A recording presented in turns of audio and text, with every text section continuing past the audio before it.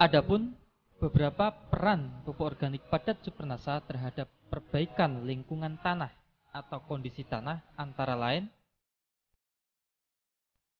pertama, pupuk organik padat Supernasa dapat memberikan tambahan unsur hara atau nutrisi tanaman secara lengkap, yaitu sekitar 60 hingga 90 jenis unsur yang dibutuhkan tanaman.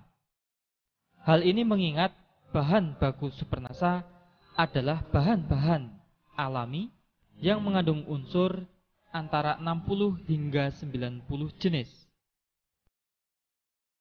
Peran yang kedua adalah pupuk organik padat Supernasa dapat melarutkan kembali residu atau sisa-sisa pupuk kimia di dalam tanah sehingga dapat dimanfaatkan kembali oleh tanaman.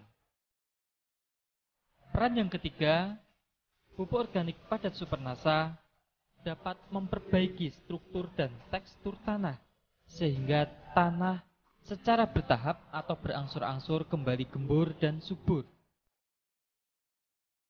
Peran yang keempat, pupuk organik padat Supernasa dapat meningkatkan jumlah populasi, keragaman, dan juga aktivitas mikroorganisme di dalam tanah.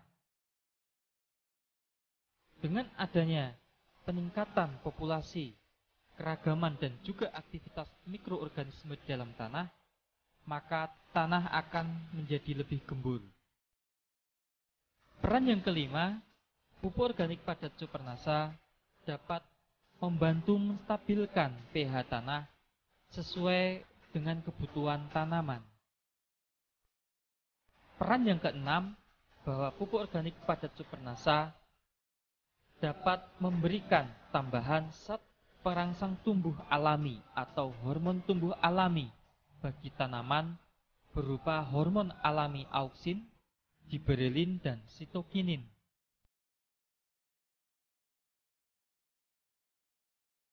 Caranya adalah bahwa satu botol Supernasa terlebih dahulu dilarutkan menggunakan 3 liter atau 3000 cc air menjadi larutan induk. Dari larutan induk tersebut, kita ambil 200 hingga 300 cc, kurang lebih 1 gelas biasa. Kemudian kita encerkan dengan 50 liter air. Setelah kita aduk, barulah kita siramkan merata ke permukaan lahan. Selama pemupukan dasar hingga nanti fase tanam, masukkan air secukupnya.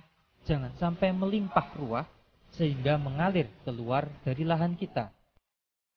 Setelah kita lakukan pemupukan dasar dan juga penyiraman Supernasa, kemudian kita lakukan penggaruan atau garu. Tujuan penggaruan adalah agar tanah menjadi rata dan rerumputan yang masih tertinggal dapat terbenam ke dalam tanah. Tanah yang sudah digaru dibiarkan selama 4 hari. Setelah tanah sudah menjadi lumpur halus dan pupuk dasar maupun Supernasa sudah menyatu dengan tanah atau bereaksi dengan tanah, baru lahan siap ditanami.